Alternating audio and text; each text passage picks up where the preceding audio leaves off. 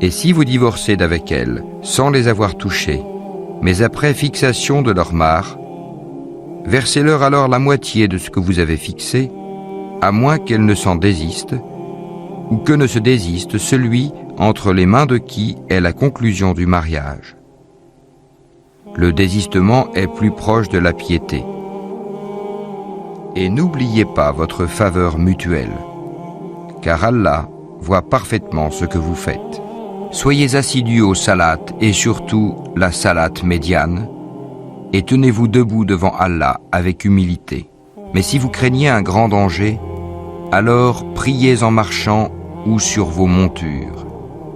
Puis, quand vous êtes en sécurité, invoquez Allah comme il vous a enseigné ce que vous ne saviez pas. Ceux d'entre vous que la mort frappe et qui laissent des épouses doivent laisser un testament en faveur de leurs épouses, pourvoyant à 1 an d'entretien sans les expulser de chez elles.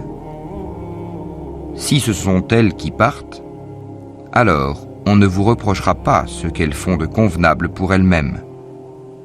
Allah est puissant et sage. Les divorcés ont droit à la jouissance d'une allocation convenable, constituant un devoir pour les pieux. C'est ainsi qu'Allah vous explique ces versets, afin que vous raisonniez. N'as-tu pas vu ceux qui sortirent de leur demeure, il y en avait des milliers, par crainte de la mort? Puis Allah leur dit, mourez, après quoi il les rendit à la vie. Certes, Allah est détenteur de la faveur envers les gens, mais la plupart des gens ne sont pas reconnaissants. Et combattez dans le sentier d'Allah, et sachez qu'Allah est audient et omniscient. Quiconque prête à Allah de bonne grâce, il le lui rendra multiplié plusieurs fois.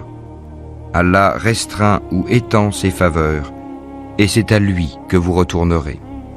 N'as-tu pas su l'histoire des notables parmi les enfants d'Israël, lorsqu'après Moïse ils dirent à un prophète à eux, « Désigne-nous un roi pour que nous combattions dans le sentier d'Allah » Il dit, « Et si vous ne combattez pas, quand le combat vous sera prescrit ?»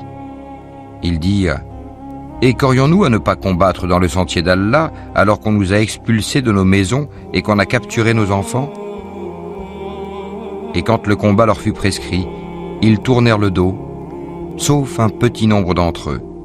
Et Allah connaît bien les injustes. Et leur prophète leur dit, « Voici qu'Allah vous a envoyé Talut pour roi. » Ils dirent, « Comment régnerait-il sur nous?